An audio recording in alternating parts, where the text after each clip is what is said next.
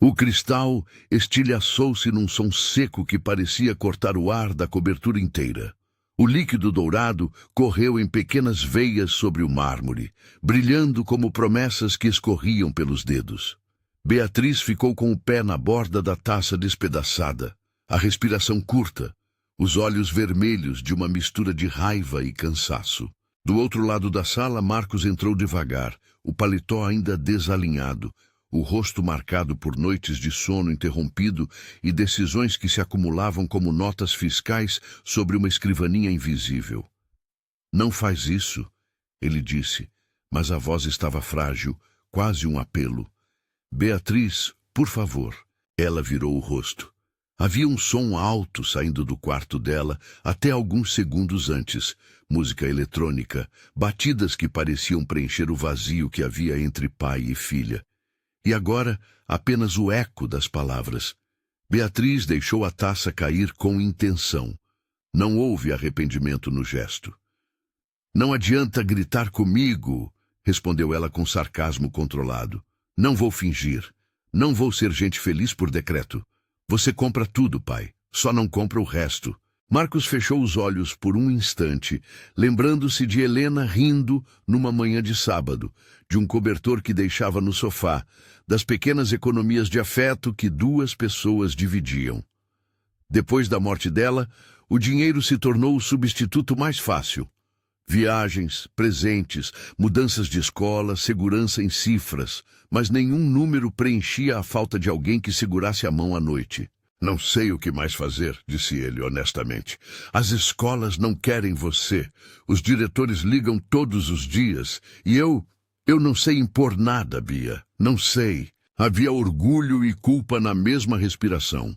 Beatriz, 17 anos, tinha aprendido a usar aquilo como arma, a ausência afetiva do pai transformada em uma licença para testar limites, para desafiar regras alheias, para ocupar espaços com a mesma intensidade com que ocupava cobertores e móveis que não precisava pedir emprestado. Ela sabia que, no fim, uma chamada do pai ou uma mensagem com um emoji de coração consertaria qualquer coisa. Sabia também que isso a enfraquecia. Marcos não queria punir, queria consertar. E consertar para ele era conserto financeiro. Até que o diretor da última escola ligou, com voz contida e frases amáveis, cheias de uma decisão definitiva. Não haveria mais vagas. Foi o suficiente para que a sensação de falha se instalasse como uma pedra no peito. Ele precisava de uma solução diferente. Não mais presentes, não mais trocas de ambiente que apenas mascaravam um problema maior. Na manhã seguinte, sem cerimônia midiática, convocou Carla, a secretária que há anos administrava agendas e emergências com a mesma mão paciente. Pediu que procurasse alguém prático, com experiência, que entenda de limites. Não queria uma babá que decorasse playlists.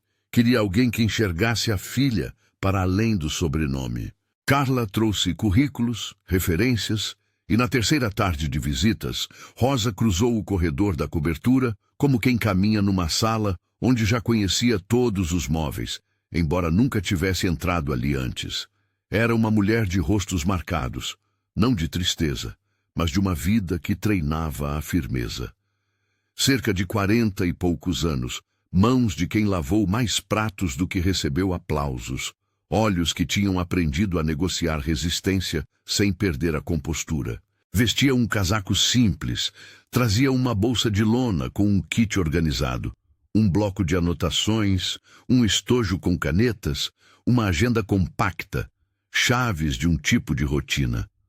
Marcos lembrou-se da frustração convertida em solução rápida e hesitou. A presença dela representava uma derrota silenciosa, admitir que não dava conta do próprio afeto. Rosa entrou e olhou para Beatriz com o mesmo interesse de quem examina uma planta danificada. Não para julgá-la, mas para descobrir onde regar. "Olá", disse Rosa com voz baixa e segura. "Sou Rosa. Vim porque o senhor pediu alguém para ajudar na rotina. Não prometo milagres, apenas trabalho. E regras." Beatriz zombou com os lábios. "Regras? Você vai me multar?" Rosa sorriu sem ceder ao sarcasmo. Não há multas aqui. Há escolhas e consequências.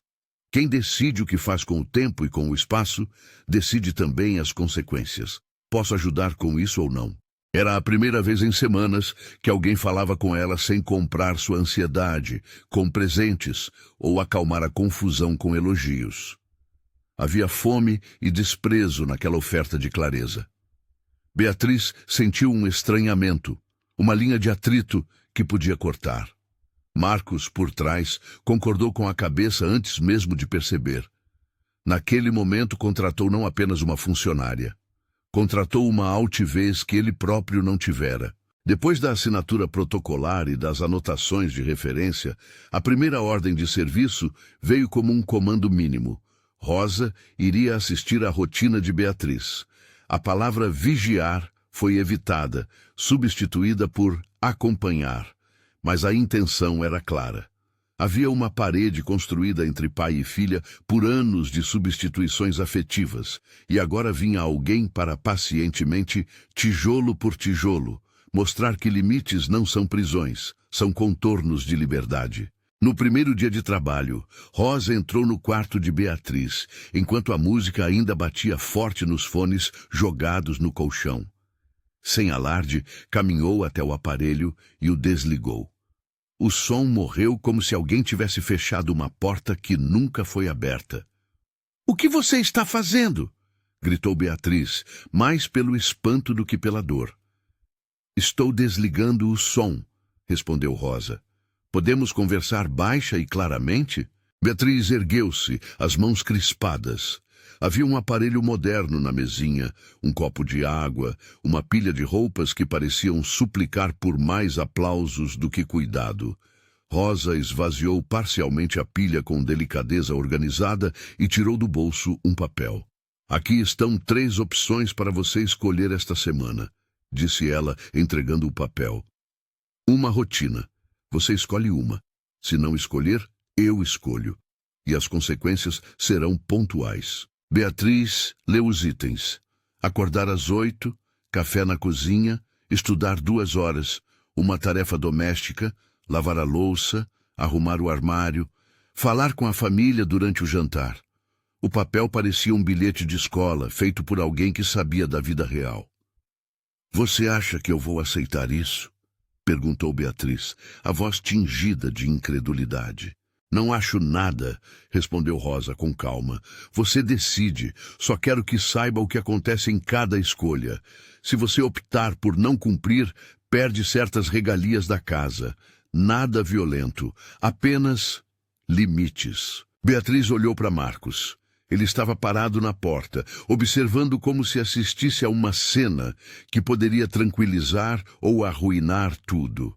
O pai tinha a mão no rosto, e uma sombra no canto do olho denunciava noites mal dormidas. Era fácil comprar, difícil ensinar.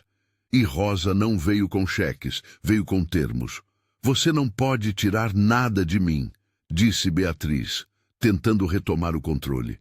Eu morava aqui antes de você me contratar alguém. Você mora aqui enquanto fizer parte desta família, cortou Rosa. E família tem responsabilidades. Posso explicar como funciona. A conversa se transformou num protocolo prático. Acordos escritos, horário para retornos, regras sobre o uso do carro e do cartão.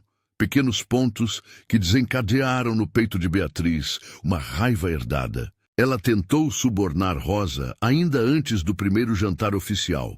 Um relógio, um par de ingressos para um show, ofertas feitas com voz ferida, como se as coisas pudessem substituir o incômodo de se responsabilizar. Rosa ouviu, anotou e agradeceu com frieza compassiva. Não aceito presentes que desviem de acordos, disse ela. Se sua intenção é manipular um limite, vamos falar sobre a manipulação. Se sua intenção é aprender a viver com autonomia, podemos começar amanhã de manhã. Ao fim daquele dia, Beatriz não dormiu.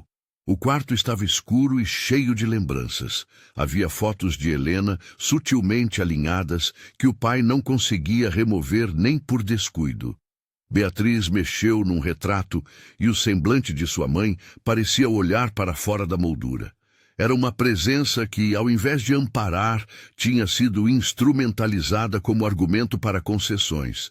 Sua mãe não teria concordado, sua mãe entendia, e por aí vai. Mas Helena não voltaria para dizer como era certo educar uma filha. Cabeçudos vazios de estratégias afloravam. Falta de regras, afeto comprado e uma adolescente que, em vez de localizar dor, espalhava conflito. Aos poucos, a rotina começou a atravessar os dias como um novo idioma.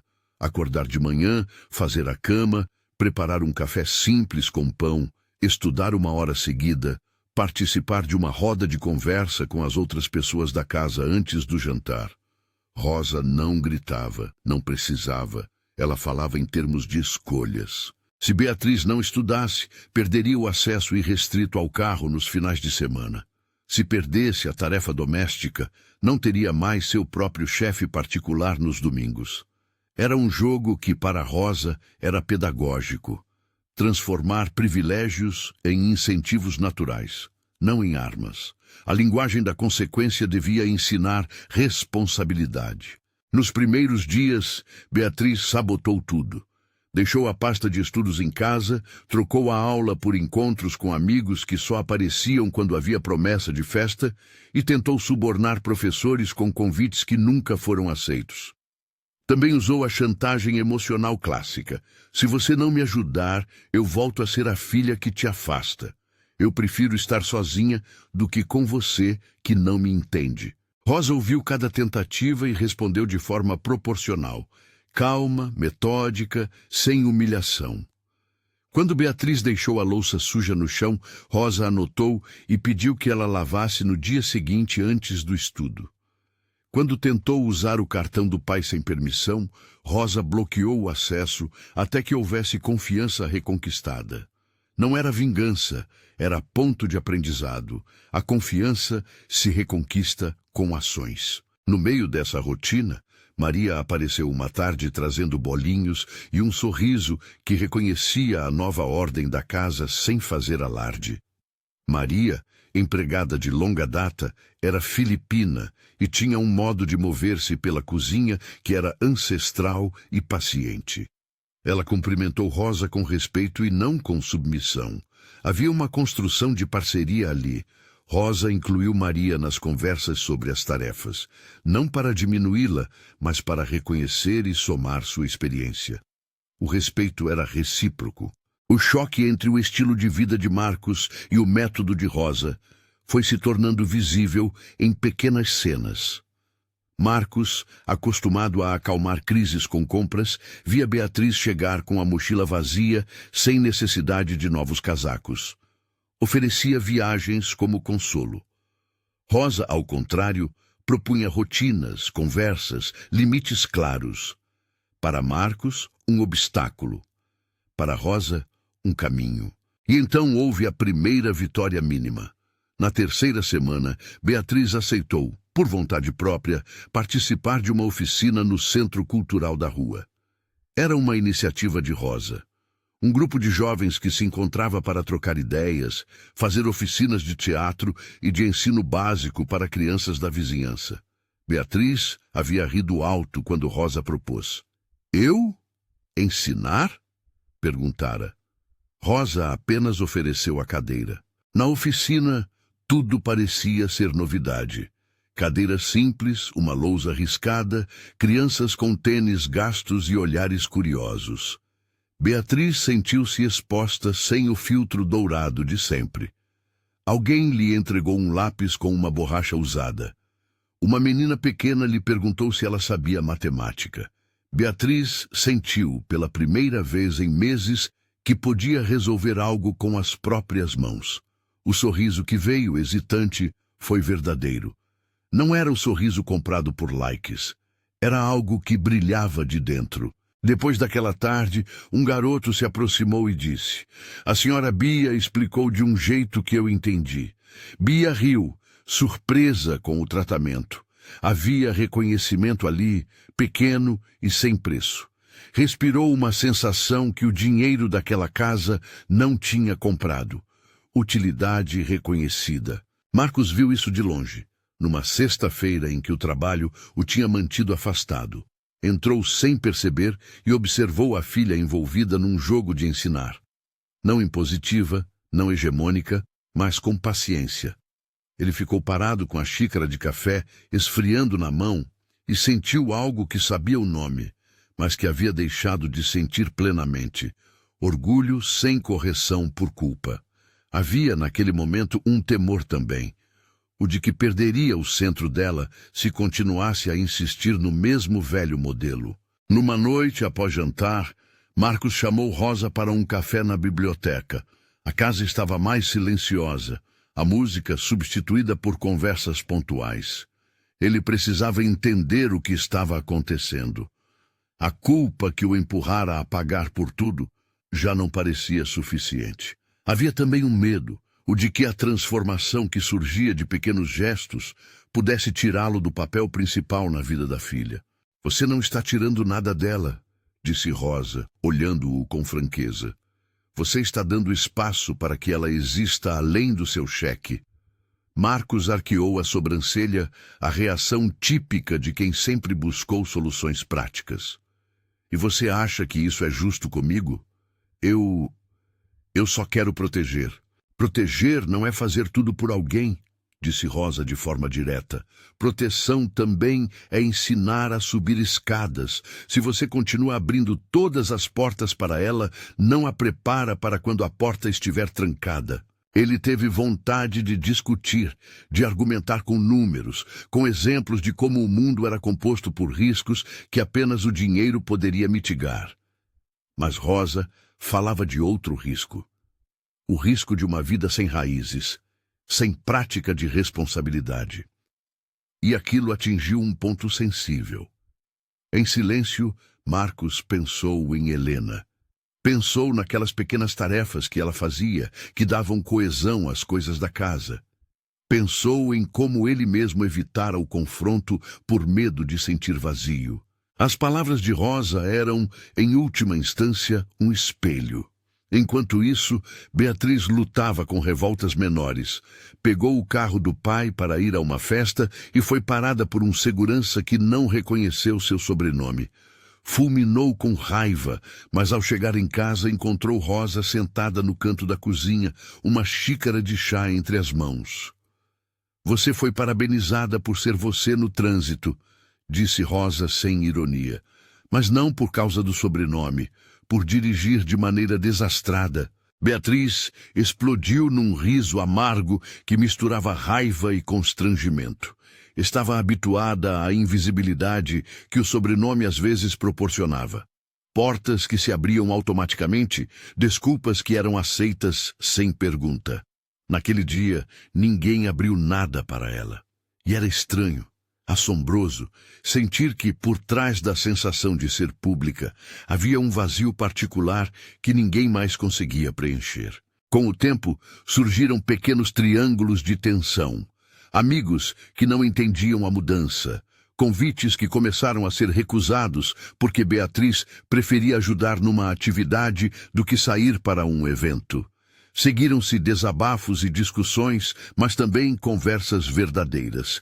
E no meio disso tudo, um episódio que cristalizou a diferença de lógica entre Marcos e Rosa, o aniversário de Beatriz. Marcos programou uma festa com toda a sua força. Convidados influentes, uma banda popular, fogos na cobertura. Beatriz, que costumava aceitar festas como extensão de si, recusou. Não por radicalismo, mas porque já estava cansada de espetáculos que não tocavam naquilo que ela precisava. Rosa, sentada ao lado de Beatriz na noite da festa, ofereceu uma alternativa simples: convidar crianças da oficina para um ensaio de teatro. Beatriz hesitou e então convidou as crianças. A festa do pai, com brilho e champanhe, acabou sendo palco de algo inesperado. Enquanto os convidados circulavam em conversas amenas sobre negócios, a sala de jantar foi tomada por vozes pequenas, recitando poesia, por risadas genuínas. Alguns empresários que tinham ido ao evento sentaram no chão e aplaudiram. Não pelos champanhes, mas pelos versos simples que uma criança lia com todo o esforço de existir. Marcos ficou perplexo e comovido. Sentiu ciúmes até de uma canção cantada por uma menina de cabelo cacheado. Entendeu, de maneira incômoda, que não sabia ser instrumento daquele tipo de alegria. A diferença entre comprar afeição e provocá-la se tornou palpável. Era um embate de lógica, o que se adquire com dinheiro e o que se constrói com tempo. Poucos dias depois, veio uma mensagem eletrônica que funcionou como um pequeno abalo em uma casa que já se ajustava. A direção do novo colégio de Beatriz havia notado a presença dela nas oficinas e convidaram-na para uma conversa. Havia potencial para que ela começasse como monitora de um grupo de reforço escolar. A proposta era tímida, sem status, mas oferecia algo que nem o maior dos presentes dava: mérito. Beatriz recebeu a notícia como quem olha para uma bifurcação. Havia orgulho e medo, desejo e a noção de que, se escolhesse esse caminho, teria que reduzir o palco dos excessos. Rosa observou com o cuidado de quem sabia que a oferta era, ao mesmo tempo, um teste de identidade. E então, quando as coisas pareciam encontrar um ritmo novo, algo interrompeu o compasso. No meio da manhã, o telefone de Rosa tocou. Era uma ligação de uma ONG em Portugal. Procuravam alguém com experiência em trabalhar com famílias, com clareza de limites e sensibilidade pedagógica. Ofereciam-lhe uma posição para coordenar um projeto que combinava formação de cuidadores e educação de jovens em situação de risco. Um reconhecimento profissional que vinha acompanhado de uma proposta concreta: mudança para Lisboa, contrato de 1 ano. Rosa ouviu em silêncio, anotou e agradeceu. Por fora, a imobilidade.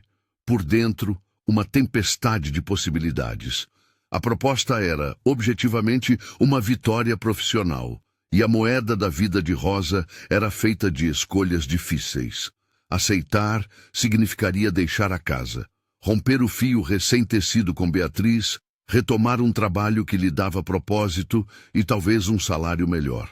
Rejeitar significaria permanecer num ambiente onde podia ver resultados concretos, onde havia começado a desenhar uma mudança real. Era o dilema entre missão e continuidade.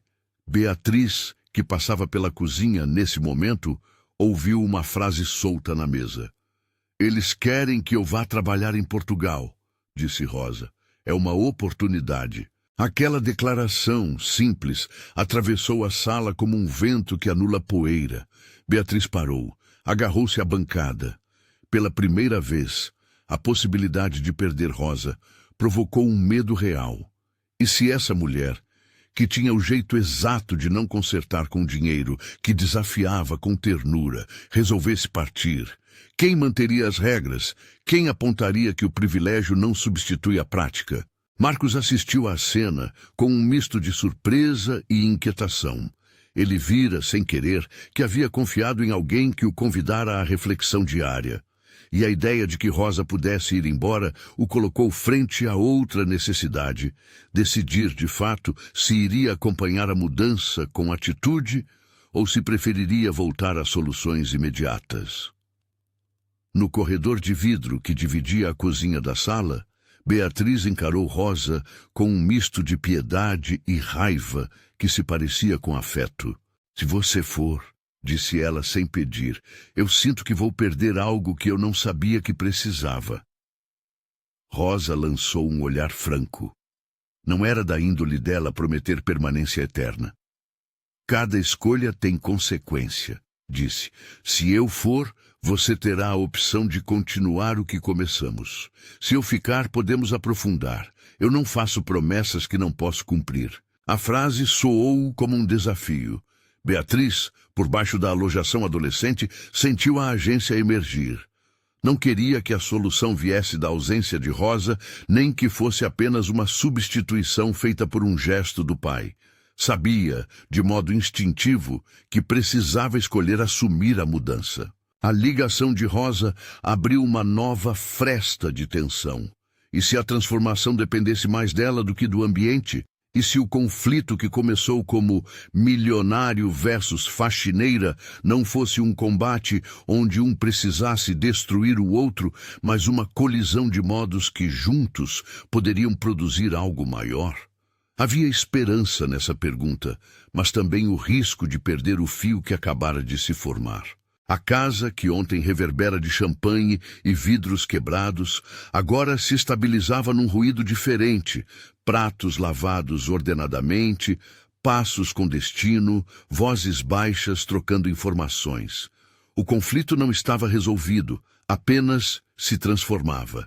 E as escolhas estavam no ar, como poeira que reflete luz, visíveis, inquietantes, cheias de potencial. Se por um lado Beatriz experimentava a novidade de ser útil, por outro, Marcos começava a sentir o peso real das decisões. Precisava aprender a limitar as soluções fáceis, a assumir a paternidade com presença de tempo, não apenas de recursos.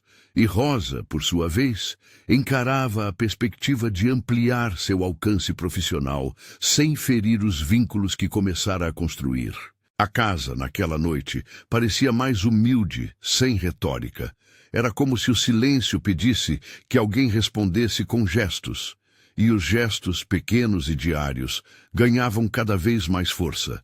As escolhas que vinham, uma após outra, começaram a definir não apenas a dinâmica entre um milionário e uma faxineira, mas uma possibilidade de reescrever um modo de viver que estava obsoleto naquele lar. Menos espetáculo, mais consistência. Na manhã seguinte, quando Beatriz saiu para a oficina com a mochila já mais leve, houve um instante em que ela olhou para o apartamento de cobertura como se enxergasse não a sombra da ostentação, mas o espaço de onde poderia partir. Havia um caminho que não se comprava. Havia uma estrada feita de horas, de conversas e da insistência diária. Rosa trancou a porta com uma chave que agora marcava mais do que acesso. Marcava responsabilidade compartilhada. No bolso, o celular aguardava uma resposta de Lisboa que poderia reconfigurar o destino de todos. No rosto de Beatriz havia uma expressão nova, firmeza mista à fragilidade, e em Marcos algo começou a mudar. Não mais suplente, mas potencialmente presente. Quando a porta se fechou, não houve alarde.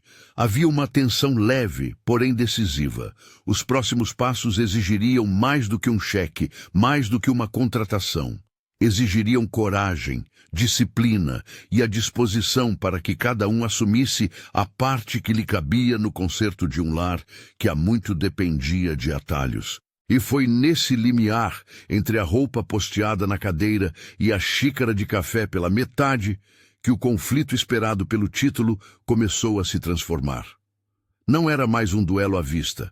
Era o surgimento de uma regra não escrita. Mudança duradoura precisa de limite, de escolha e do esforço de quem vive a transformação. As cartas foram dadas. O jogo, porém, ainda estava para começar. O corpo da casa continuou a respirar devagar depois que a porta se fechou. Havia uma tensão nova no ar, dessas que não se dissolve com palavras rápidas, exige trabalho, tempo e repetidas escolhas. Rosa ficou no corredor por 1 minuto a mais, a mão pousada na madeira, como quem hesita antes de largar uma corda. Beatriz foi para a oficina, e Marcos voltou à sua rotina, agora com a sensação de que algo real havia começado a se mover. Naquela tarde, Rosa permitiu-se uma pausa curta. Pegou o telefone, abriu a mensagem de Lisboa novamente e deixou os dedos pousados sobre o número sem discar. As palavras da proposta giravam na cabeça. Coordenar um projeto, formar uma equipe, viajar. Era reconhecimento. Era também distância. A cada opção, uma consequência. Beatriz retornou ao entardecer com o rosto lavado pela chuva e uma inquietação que já não era só adolescente. Parou ao ver Rosa na cozinha, a mesa ainda com o bilhete de Lisboa aberto sobre o mármore comum, como se a casa tivesse 2 mundos conversando num mesmo plano. E então? Ela perguntou sem rodeios. Não havia suposto saber e nem dramatização. Havia necessidade. Rosa olhou para Beatriz como se medisse o tamanho da pergunta.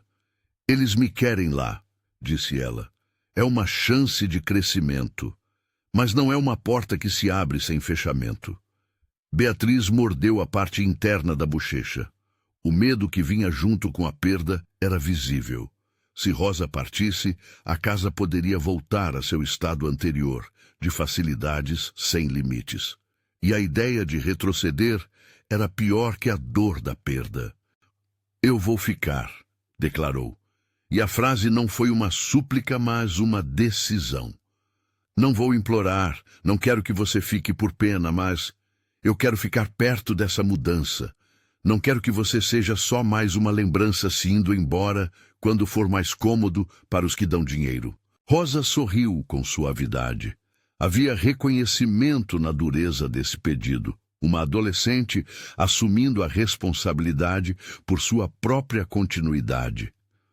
Não faço promessas que não posso cumprir, afirmou. Posso, entretanto, propor algo. Se você está disposta a colocar sua energia nisso, podemos criar algo além desta casa.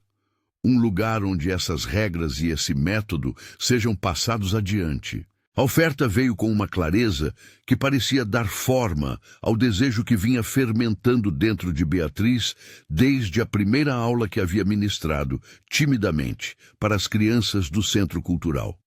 Não era só sobre manter Rosa. Era sobre construir algo que não dependesse de uma permanência individual. O que você quer dizer? Beatriz perguntou, já sentindo as engrenagens se alinhar. Uma organização, respondeu Rosa. Um projeto com profissionais, cursos para cuidadores, um espaço para oficinas. Podemos chamar atenção para um tipo de trabalho que ainda é invisível. Educar com limites, ensinar com empatia. Não é caridade. É formação. Marcos, que ouvira as últimas palavras da porta da biblioteca, entrou com a gravata já solta, o ar cansado, mas vigilante.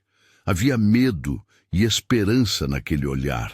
Medo de ver o que havia sido comprado virar pó e esperança de algo que poderia, pela primeira vez, ser investimento humano de longo prazo. Você está falando em abrir uma fundação? Perguntou ele, pois era a forma que os grandes projetos tomavam quando passavam ao lado de seus cheques.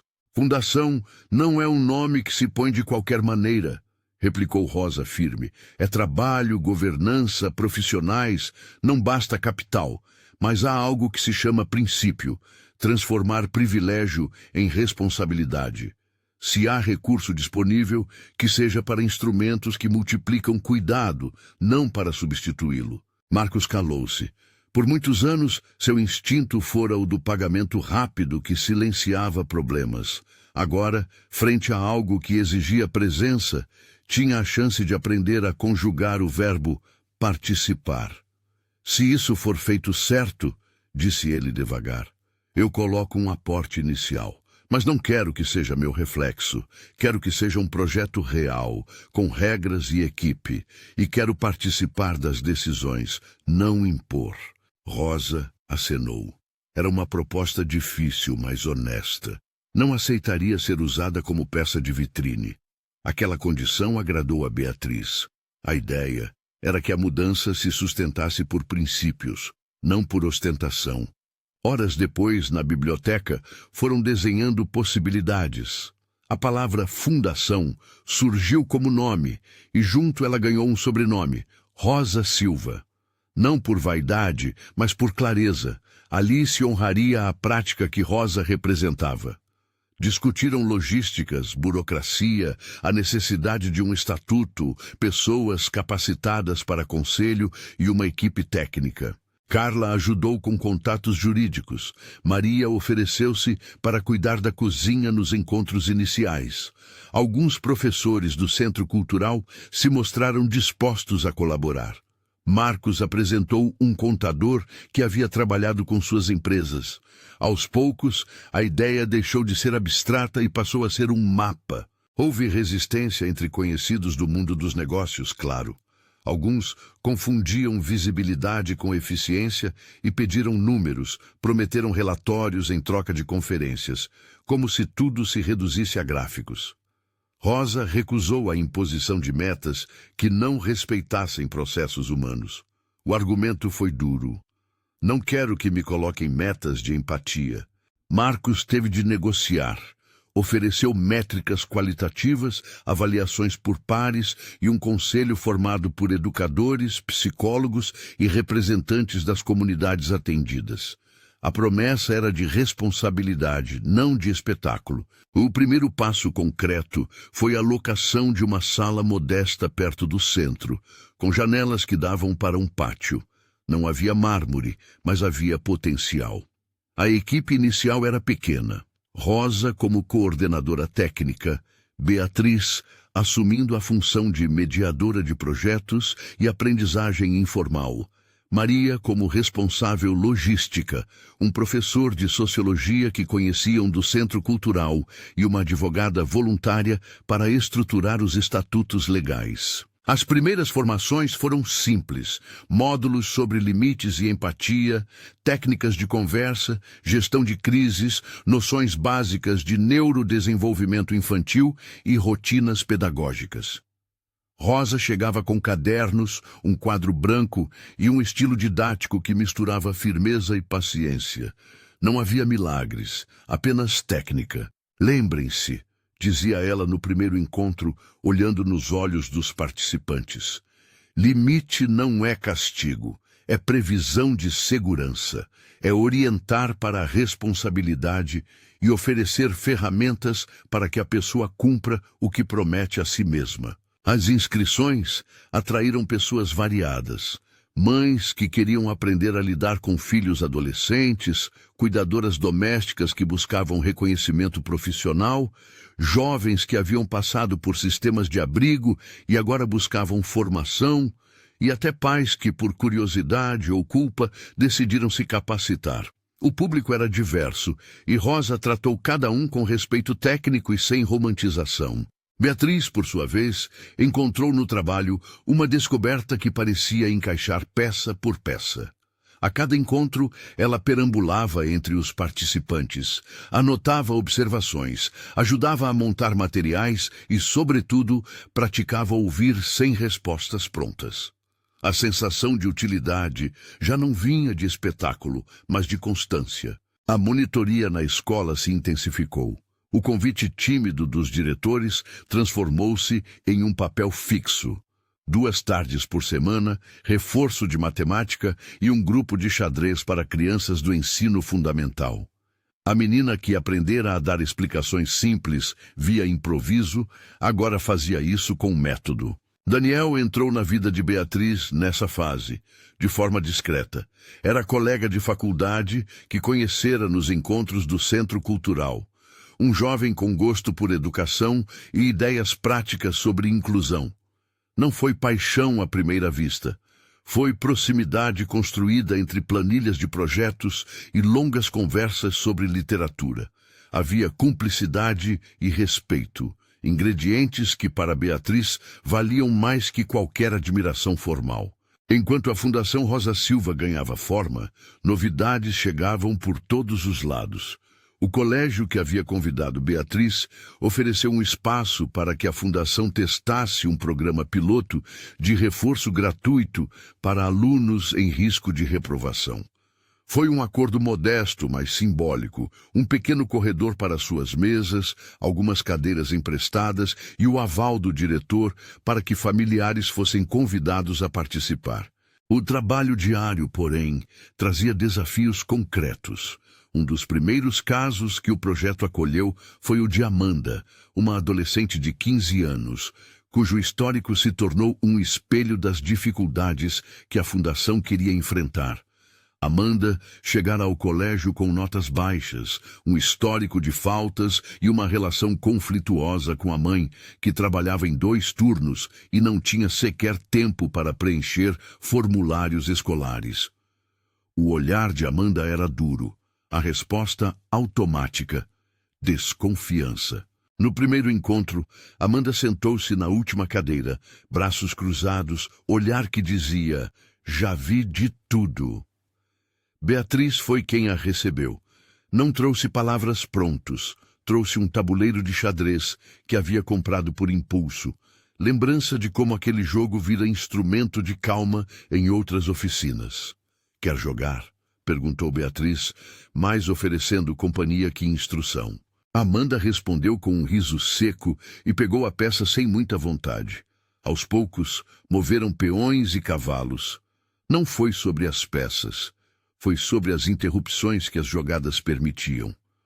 Com o tempo, Amanda começou a falar de sua mãe em retalhos, de noites mal dormidas e de pequenas injunções que a escola representava para alguém que precisava trabalhar para sustentar a casa. A empatia não foi imediata, mas veio em doses. Beatriz, por sua vez, aprendeu que atenção é investimento a longo prazo. Quando Amanda faltou 3 dias seguidos, a equipe da fundação foi na casa dela. Não houve heroísmo. Houve visita simples, conversa com a mãe e a oferta de horários flexíveis na monitoria. O primeiro passo foi oferecer um sanduíche e um lugar para Amanda estudar após o turno noturno do trabalho daquela mãe. A solução foi discreta, em rede. Amanda começou a aparecer com mais frequência e pequenas mudanças foram notadas. Uma tarefa entregue, um olhar menos fechado. Nada milagroso. Muito trabalho contínuo. As vitórias eram minúsculas. Um dia, Amanda entrou para a sala de reuniões da fundação e, sem grande alarde, contou o que havia passado de ano. Havia um sorriso contido, e o grupo inteiro aplaudiu, não em tom de espetáculo, mas no reconhecimento silencioso de que alguém havia encontrado uma rota. A alegria foi proporcional ao esforço. Ganhou um certificado simples e foi convidada a participar como tutora assistente no turno vespertino. Foi lá que Amanda descobriu que ensinar lhe dava um lugar no mundo que nada tinha a ver com as falhas familiares. Do outro lado, Marcos tentava, com tropeços, reformatar sua presença. Ele não foi um pai perfeito da noite para o dia. Aprendeu com erros públicos e pequenos gestos privados. Começou a marcar almoços semanais com Beatriz em horários que não fossem apenas a entrega de cheques. Participou de uma reunião na fundação onde pediu desculpas por ter comprado soluções quando o que era necessário era tempo e presença. Esses pedidos soaram autênticos porque vinham acompanhados de mudanças práticas. Desligou um número de assistentes que sempre o substituíam nas burocracias familiares, foi a uma reunião de pais na escola e até participou de uma oficina sobre comunicação com adolescentes. Não passou de figura paternal de catálogo, foi se transformando em presença de rotina. A transição também exigiu que a fundação encontrasse sustentabilidade. Marcos contribuíra com o aporte inicial, mas Rosa garantiu desde o começo que dependência exclusiva do capital daquele único doador seria risco. Assim, buscaram parcerias com pequenas empresas locais, organizaram campanhas de arrecadação no bairro, pediram apoio de voluntários e construíram um projeto de microfinanciamento para cursos pagos que gerassem receita sem violar a proposta de atendimento gratuito para famílias em vulnerabilidade. A governança foi montada com transparência e com a participação de representantes das comunidades assistidas, medida que deu legitimidade ao projeto. Houve, inevitavelmente, momentos de atrito. Um grupo de investidores sugeriu que a fundação ampliasse rapidamente, que se replicasse o modelo em outras cidades, com selo e assinatura, transformando em marca. Rosa recusou. Não queria padronizar algo que dependia tanto do contexto e da relação humana. A posição criou tensão. De um lado, a necessidade prática de captação de recursos. Do outro, a ética do cuidado. As conversas foram duras, e Beatriz teve de aprender a argumentar em termos de impacto social, não apenas emocional, para convencer doadores a financiar projetos piloto e avaliações qualitativas. Foi num desses embates que Beatriz fez uma fala que ficaria marcada. Em uma reunião com potenciais parceiros que questionavam a eficácia do método sem números instantâneos, ela disse com firmeza e sem arrogância: havia aprendido isso com Rosa, que transformação não é produto embalado, é processo que demanda tempo, financiamento e responsabilidade técnica. A frase soou como uma linha que demarcava o compromisso da Fundação Rosa Silva. Não abrir mão do método em nome de expedientes. Enquanto isso, a possibilidade de Rosa aceitar a proposta de Lisboa pairava no horizonte como uma sombra e um convite. Havia um momento de conversão interna. Ela precisava decidir se lideraria a expansão de seu trabalho, onde havia convite internacional, ou se consolidaria aquela semente que brotara ali. A decisão foi tomada numa tarde de vento, numa reunião aberta onde Amanda falou. Ela contou com simplicidade como a presença de Beatriz e de Rosa havia mudado sua rotina. Havia uma clareza na fala de Amanda que tocou profundamente Rosa. Os frutos daquela atenção estavam ali, em vidas que, por enquanto, eram pequenas, mas reais. E Rosa aceitou ficar, não por falta de oportunidades, mas por escolha. Explicou que aceitaria participar de uma parceria com a ONG portuguesa, forma de intercâmbio técnico, onde poderia enviar material, coordenar formações online e, eventualmente, montar um programa de mobilidade para alguns cuidadores. Era o equilíbrio que desejava, manter o trabalho local e, ao mesmo tempo, contribuir em escala sem abandonar a responsabilidade com o que ajudara a criar. O marco seguinte foi quando Beatriz resolveu, de fato, usar parte de sua herança para fundar a instituição de forma legal. Não foi um gesto impulsivo de contemplar a imagem do projeto com cifras, foi um compromisso disciplinado. Constituiu um fundo de custeio para os primeiros 2 anos, com regras de governança e prestação de contas, limites financeiros e metas de aplicação. Marcos, por sua vez, apoiou a operação com um aporte complementar e, mais importante, com a disposição de abrir portas institucionais. Ele participou de reuniões com a prefeitura para pleitear espaços públicos, viabilizou acordos com alguns colégios e, aos poucos, retirou-se do papel de salvador para o de parceiro. A Fundação Rosa Silva nasceu oficialmente numa manhã chuvosa de setembro, com alguns vizinhos, professores, Maria servindo café e uma música discreta. A placa era simples, mas o que ocupava espaço era a sensação de que algo se tornara concreto. Rosa fez um discurso curto, honesto, onde agradeceu a equipe e a comunidade. Beatriz falou também, com a educação que vinha sendo construída.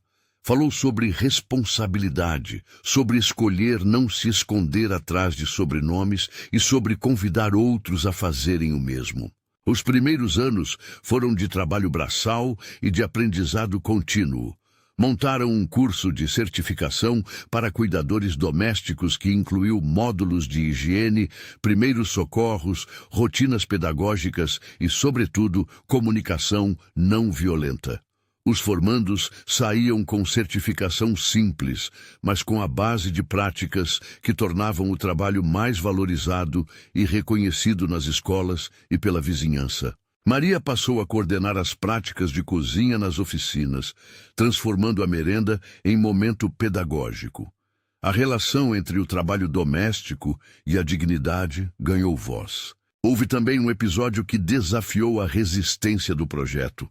Uma notícia local insinuou que a fundação era caridade pornô, uma expressão pejorativa para julgamentos sobre intervenções sociais que aparecem em fotos de fechamento de caixa. A manchete criticava o modelo e sugeria que a eficácia era apenas performática. O ataque público serviu como um teste. Rosa, sem teatralidade, convidou a imprensa para visitar projetos, assistir a aulas, conversar com mães. mostrou registros, pequenos relatos e criticou com gentileza a ideia de que qualquer trabalho social pudesse ser resumido a um clique de luz. Beatriz, em público, falou sobre o impacto qualitativo de pessoas que passaram por seus cursos e hoje ensinavam outras. Amanda, tímida, mas firme, relatou sua trajetória, como havia começado com notas baixas e hoje orientava uma criança que esperava ser lida com paciência. A defesa não foi retórica vazia, foi retrato de processos. Aos poucos, a crítica perdeu força. A comunidade se mobilizou e mostrou a solidez daquilo que vinha sendo construído. Os anos avançaram com pequenas escoras de vitória. A Fundação passou a atender de forma regular colegas de escolas vizinhas e estabeleceu um rodízio de formação que contemplava famílias e cuidadores. O foco nunca foi grandeza por si só, era antes multiplicar quem sabia lidar com limites. Beatriz estudou pedagogia de forma parcial, conciliando com o trabalho. Daniel acompanhou como parceiro de projeto, contribuindo com ideias e sendo presença constante. O casamento entre Beatriz e Daniel se deu mais pela vontade de caminhar juntos do que por romances exaltados.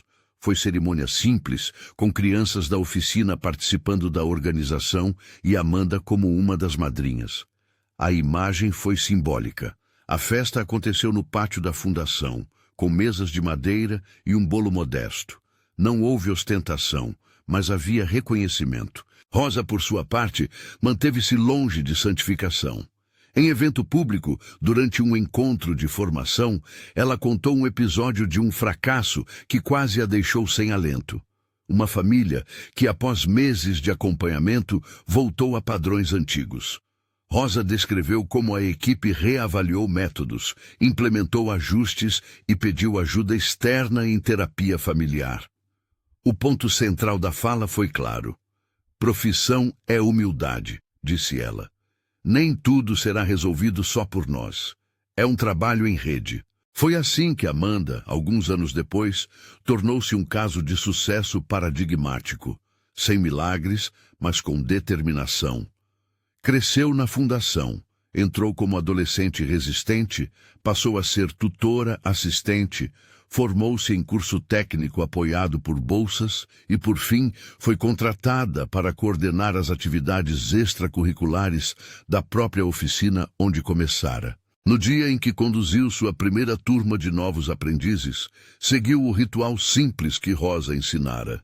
Boas-vindas, escuta, regras claras e consequentes. Amanda colocou-se de pé diante das crianças e falou com autoridade e ternura, recordando com leveza do seu próprio início. Quando eu era nova, disse Amanda à turma, ninguém me deu essa chance de ficar. Alguém ficou por mim. Hoje eu fico por vocês. Aquelas palavras ecoaram como testemunho de algo coletivo. Não havia autoelogio. Havia consciência de continuidade. O tempo trouxe também a expansão com responsabilidade.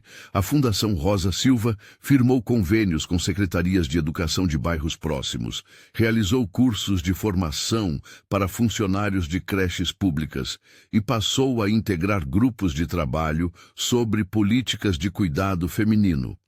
Cada parceria foi construída com a avaliação e com a participação das famílias atendidas. Havia limites e acordos claros. A Fundação não pretendia resolver todas as feridas sociais, mas oferecia ferramentas que afetavam vidas. Marcos, ao longo desse percurso, teve seu próprio arco de transformação. Aprendeu a ouvir sem transformar tudo em solução empresarial. Passou a acompanhar reuniões de pais com regularidade, ofereceu-se para coordenar captações e usar sua rede para criar oportunidades, mas deixou as decisões técnicas com especialistas. Já não comprava afeição, participava da vida. Em um discurso simples na formatura da primeira turma de formandos da Fundação, olhou para a plateia e disse sem vaidade: a maior lição que aprendi foi reconhecer que dinheiro só abre portas. Quem faz a casa ser lar é o tempo que a gente investe. O impacto geracional tornou-se visível nas lembranças dos pais, que revisitavam a fundação alguns anos depois. Uma mãe disse, com os olhos úmidos, que sua filha, que antes só queria festas, agora ajudava na cozinha de casa e tinha planos de cursar enfermagem. Outro pai contou que o filho, que batia em colegas, hoje era voluntário em projetos sociais. E com esses relatos, a ideia central de que limites, escuta e responsabilidade podem transformar, ganhou corpo. Houve perdas também. Uma coordenadora saiu para outra cidade, um espaço foi vandalizado, uma promoção de curso não deu certo. Nada foi apagado com soluções mágicas. O que manteve a fundação foi a insistência cotidiana, a governança que permitia correções e a ética do cuidado que Rosa e Beatriz cultivaram. Chegou um dia em que a Fundação Rosa Silva completou 5 anos. Houve uma celebração simples, com exposição de trabalhos, aula aberta e uma mesa redonda sobre formação de cuidadores. Entre os convidados, havia representantes de ONGs de Portugal que mantinham parceria técnica com a Fundação. Um pequeno grupo de empresários locais, algumas mães das primeiras turmas e, de forma discreta mas significativa, Rosa foi convidada a apresentar um manual prático que vinha sendo construído pela equipe para formar cuidadores. Ao final da celebração, Amanda subiu ao palco com um caderno cheio de anotações. Olhou para a plateia e, sem roteiro, falou sobre o que havia sido viver uma segunda chance. Quando cheguei aqui, pensei que ninguém se importava, disse. A maioria das minhas noites era de silêncio, mas alguém veio e ficou. Não foi sempre fácil, e eu tive que lutar. Aprendi que nem todo cuidado vem pronto. A atenção que recebi me deu chance de acreditar que eu poderia ser diferente. Marcos, na primeira fila, não conteve as lágrimas. Beatriz segurou sua mão com firmeza. O público aplaudiu de pé, não por espetáculo, mas pela honestidade do testemunho. Com o tempo, a Fundação Rosa Silva passou a ser referência em formação local. Não por alarde, mas pelo acúmulo de práticas robustas.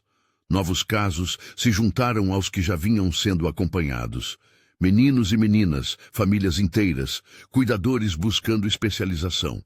A comunidade envolvida provava que mudanças institucionais podem nascer de arranjos humanos sérios. No epílogo dessa trajetória, alguns saltos temporais tornam visíveis os efeitos que, no começo, pareciam apenas sementes.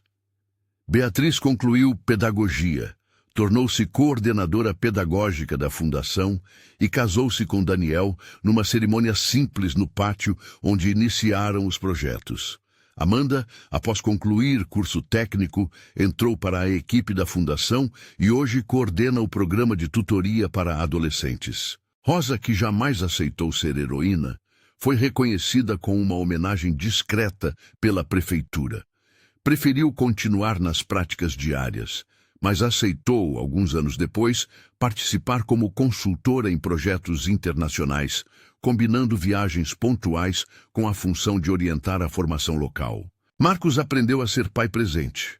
Não foi um ato de redenção instantânea, foi acumulação de jantares, de reuniões escolares e de conversas sem pressa. Ele aprendeu a aceitar que denúncias de culpa não resolviam nada. Era preciso estar lá. A relação entre pai e filha passou a ser de interlocução adulta, e Beatriz encontrou no pai um aliado com limites saudáveis. A Fundação Rosa Silva cresceu com delicadeza e resultado visível.